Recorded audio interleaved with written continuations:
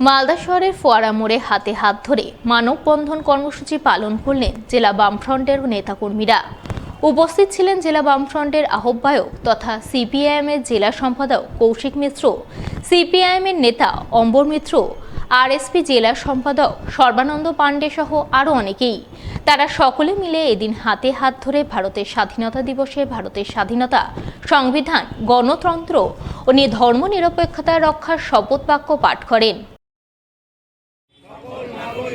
যাহাতে সামাজিক, অর্থনৈতিক এবং রাজনৈতিক ন্যায় বিচার, চিন্তার, অভিব্যক্তির, বিশ্বাসের, ধর্মের ও উপাসনার স্বাধীনতা, প্রতিষ্ঠা ও সুযোগের ক্ষমতা নিশ্চিন্তভাবে লাভ করেন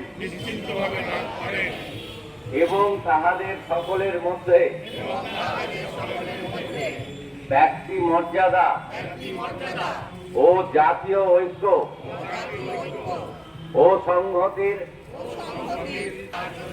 সত্যনিষ্ঠার সহিত সংকল্প করিয়া আমাদের সংবিধান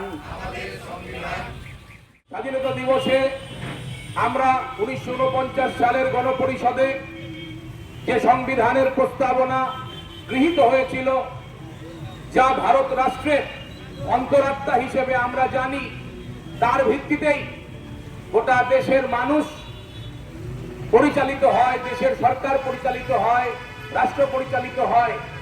সেই সংবিধান, তার যে প্রস্তাবনা, তাকেই আমরা শপথ বাক্য হিসেবে এখানে পাঠ করব।